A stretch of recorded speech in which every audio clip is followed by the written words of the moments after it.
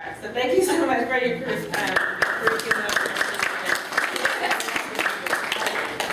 Yes. So here is the CEO of Elimu, Esther Dasi. She will say a few words to you. You guys look like you're still sleepy. Hello, everybody. Hello! Let me hear it. Elimu. Elimu! Where's the chant? Oh. 1, 2, 3. Elimu! Elimu! We feel good! All right, we feel good this morning. We had a really eventful week. We had energetic kids running around, learning. You did not do a lot of jumping, just a little bit, but they did a lot of learning. And I was so proud just going around and seeing how you guys were participating and doing everything. This is our very first summer camp. Very, very first. So you all should be very proud. You are like, this is a historic moment for Elimu Empowerment Services, and you made it. So I am proud of everything that we have done. We are proud of all of our sponsors, like Beverly have mentioned them. They have really made this possible to us. Without the sponsors, we would have not been able to be here today. And with that said, I'm just going to go ahead and present our small little certificates we're giving to our sponsors. From our heart is big. From our certificate is very small, but you need to know that we are really thankful for everything. I need Leticia here. You ran away from me. Yeah, I need Leticia. So we're just gonna do a certificate for our sponsors right now. And some of them are not here, so we're just gonna read their names, and I know that Tony will find a way to get this to them. It is wonderful to be up here with you all today. It has been a very good week. This was my last week of freedom because I start work on Monday. I start school on Wednesday. So I was really excited about being here with you this week, and it proved to be much more than I thought it was going to be in my mind. So I'm very thankful. We did a lot of great things in the education section of our camp this week. And so we wanted to share a few of the products that we created after we went through Monday through Thursday working on things. So I have some students who are going to come up and share some of the things that we've done. One of the first things we're going to share is story writing. We talked about how important it is to be able to read, to be able to write, to share your thoughts. And so we created some stories. So will my two story writers please come up?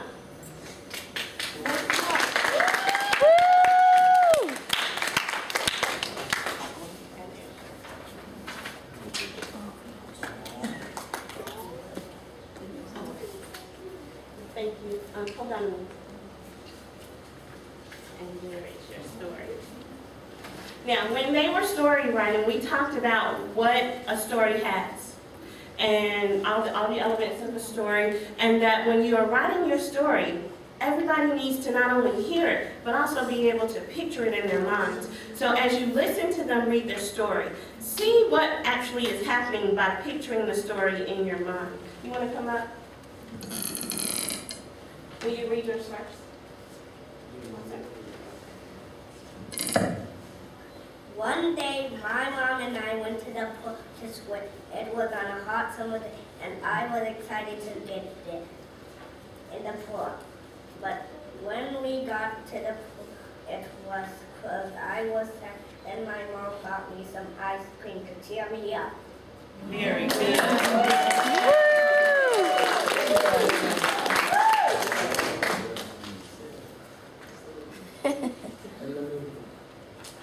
One day, Ruby woke up from her nap. She decided to ride her bike around the neighborhood.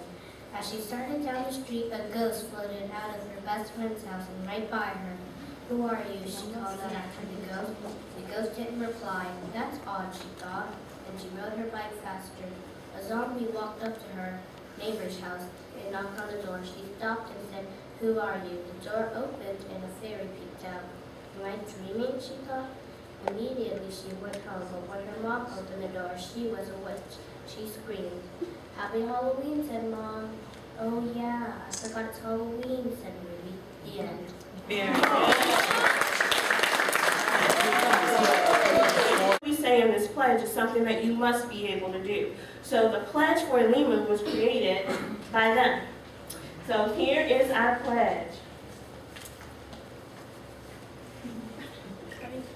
1, 2, and stuff. And then everybody's dressed different and everybody can like, you can look the way you want. So, yeah. right. Good job.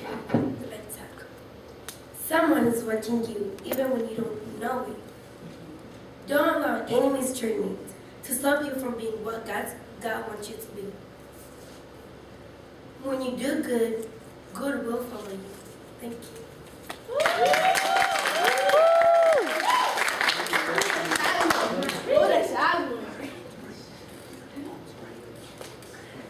These are the quotes that the kids made for you. Hang around the crowd that is always going to excel and exceed. It's on me, my choice, and when you choose which road to take, choose the road leading to awesome. Very good.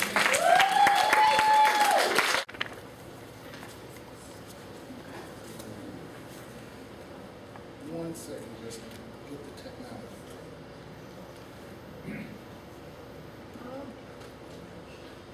My name is Timothy Griffin. I was the facilitator for the art workshop.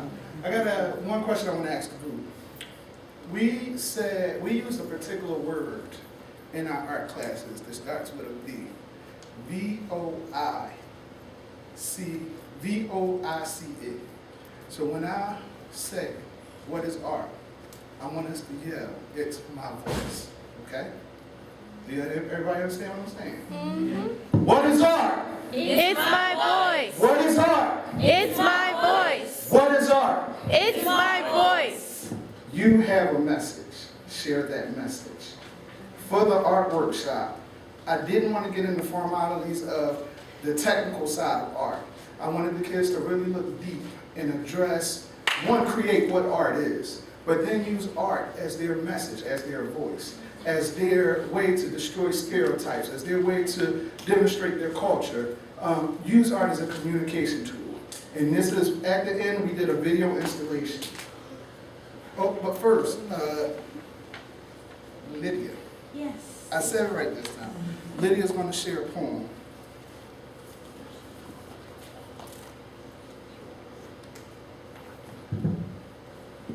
I am not a penny. Oh, I know my worth. I am not a penny. Thrown in a jar, disregarded, only to be redeemed during desperate times. I am not a penny.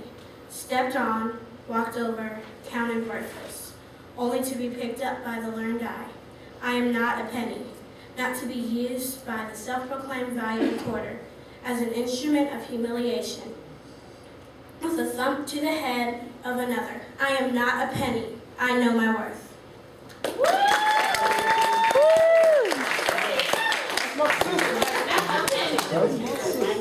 This is a video installation that the art workshop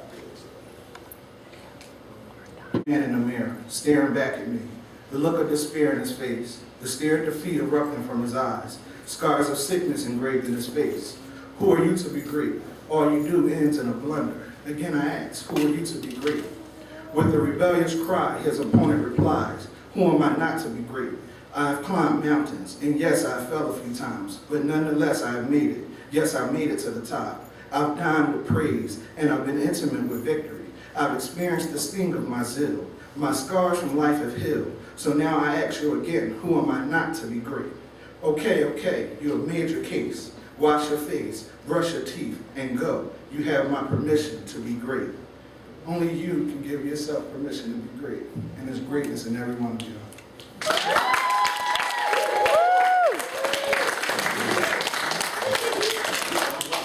And now, Go up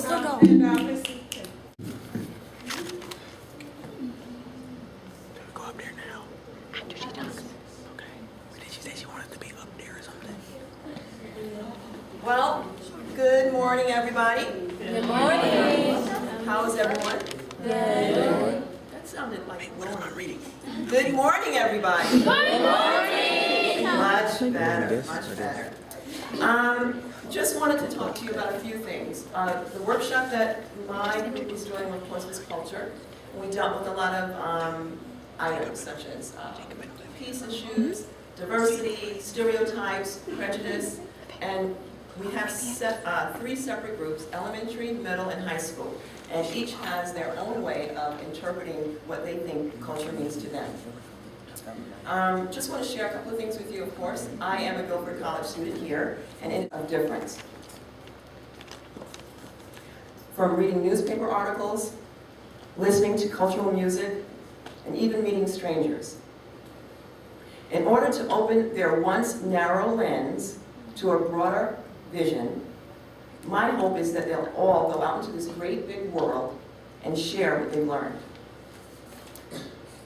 Okay, so what I'd like to do now is have our group of students that would like to share some personal quotes with you.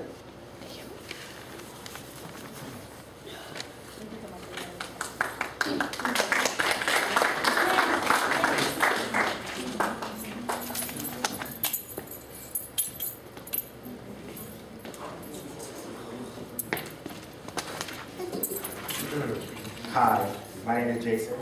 Some of my friends would like to share a personal quote they wrote Jacob in a valley. Cebu. Hi, I'm Cebu, and my quote is, hard work beats talent when talent doesn't work hard. My name is Jacob, and I live by 4 words, and that's faith, consistency, and hard work. Your future is 10% of what life gives you and 90% of what you make it.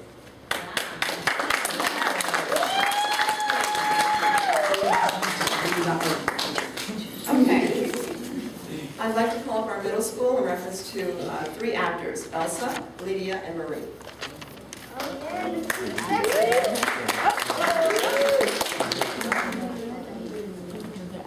Now, as I mentioned in our workshop, we dealt with things that are cultural, and these young ladies had put together what they thought culture meant to them. And I want you to pay close attention to this particular skit, because these are conversations that unfortunately we all have had, many times not in front of people, but behind their back. Ladies? Hey Marie, hey Lydia. Hey, Elsa. How are you doing today? Good. You know what? I really like your accent. You do? Yeah. Yes, I do. Thank you. Bye, but we gotta go. Bye. Dang, did you hear the way she said our name? I know, she couldn't say mine either. I know, right? Where do you think she's from? Africa or something. Of course, African can speak, right? Okay, let's go. Yeah, we gotta go. Bye. Let's not play with it.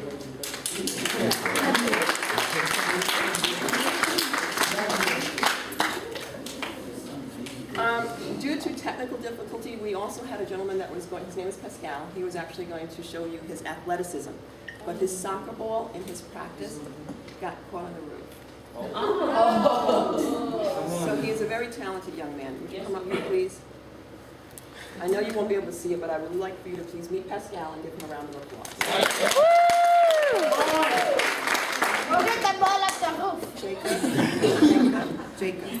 Now we're actually going to have a step routine choreographed by Cebu, and you can still introduce them. Come up, please. Okay. I think it's on this one, actually.